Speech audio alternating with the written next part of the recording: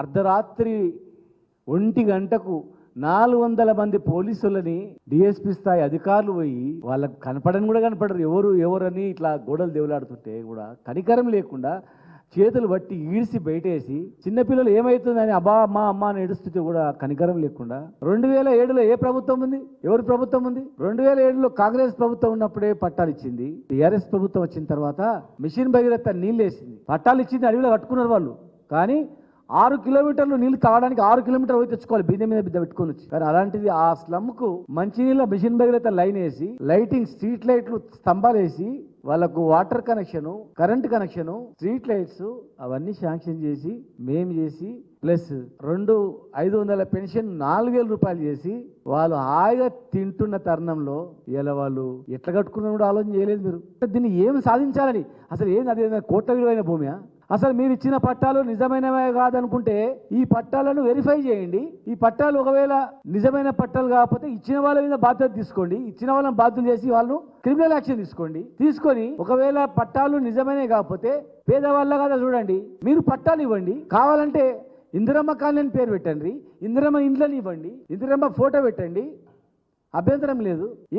ఇది కోట్ల విలువైన భూమి కాదు, కబ్జా చేసింది కాదు, చెరువులు లేవు, కుంటలు లేవు, నాలాలు లేవు. మీ ప్రతాపం అంతా కూడా కళ్ళు లేని వాళ్ళపైన ఇంతమంది పోలీసా?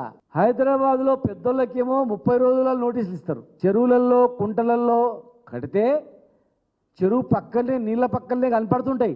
చెరువు పక్కనే నీళ్ళ పక్కనే నీళ్ళ కానుకొని ఇల్లు కట్టిన వాళ్ళకేమో 30 రోజుల సంజాసి నోటీస్ ఇస్తారు, 30 రోజులలో మీకు ఇవ్వాలని.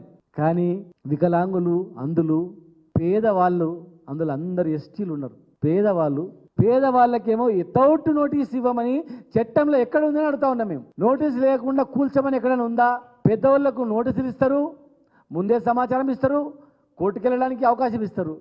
పేదవాళ్ళకు మీరు ఇచ్చిన పట్టాల్లో వాళ్ళు కష్టపడిన సొమ్ముతో వాళ్ళ వికలాంగుల పెన్షన్తో ఇల్లు కట్టుకుంటే అందులో అన్ని వర్గాల వాళ్ళు ఉన్నారు. బీసీలు, ఓసీలు, ఎస్సీలు, ఎస్టీలు, పేదవాళ్ళు మొత్తం వికలాంగులు మొత్తం ఉన్నారు.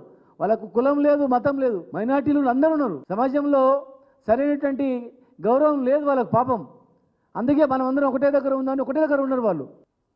వాళ్ళు బట్టలు, చీరలు సరిగా లేవు, జాకెట్లు సరిగా లేవు, చినిగిపోయిన జాకెట్లతో, చినిగిపోయిన చీరలతో 3-3.5 ఫీట్లు ఉన్నటువంటి ఆ వికలాంగులను మీరు గల్లబట్టి గుంజడానికి ఎట్లా చేతులు వచ్చినాయి? అది కాల్ చేసిన భూమి ఏం చేస్తారు? నెత్తిన కొట్టుకుంటారా? చస్తారా?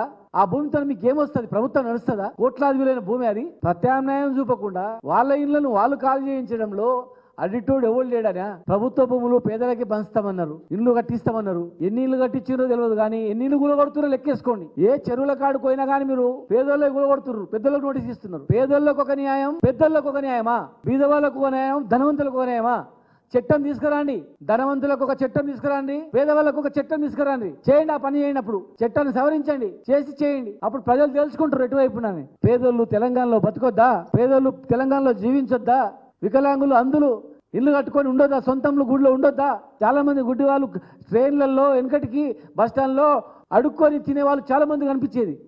ఈ 4000 పెన్షన్ వచ్చిన తర్వాత మొత్తం బంద్ అయిపోయారు. 4000 పెన్షన్ వచ్చిన తర్వాత ఎవరు అడుక్కోవట్లేదు.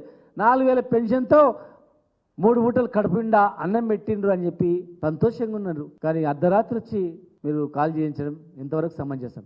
దీన్ని అన్ని రాజకీయ పార్టీలు మానవీయ కోణంలో స్పందించాలి దయచేసి. దీనికి రాజకీయాలు అంటగట్టొద్దు.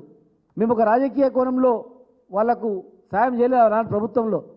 మా పార్టీ వాళ్ళకి కార్యకర్తలకి పెన్షన్ ఇవ్వాలి, కార్యకర్తలకి ఇంటి వాళ్ళు అనలే. నిష్పక్షపాతంగా ప్రతి ఒక్క అరువులకు పెన్షన్లు ఇచ్చినాం మేము. ప్రతి ఒక్క వికలాంగుడా కాదా చూసి వాళ్ళకి పెన్షన్ ఇచ్చినాం మేము. కనుక అన్ని రాజకీయ పార్టీలు ఉన్నటువంటి వాళ్ళు మానవీయ కోణంలో ఆలోచించి మా డిమాండ్ వెంటనే అక్కడనే వీళ్ళకు పక్కా ఇండ్లు కట్టియాలి.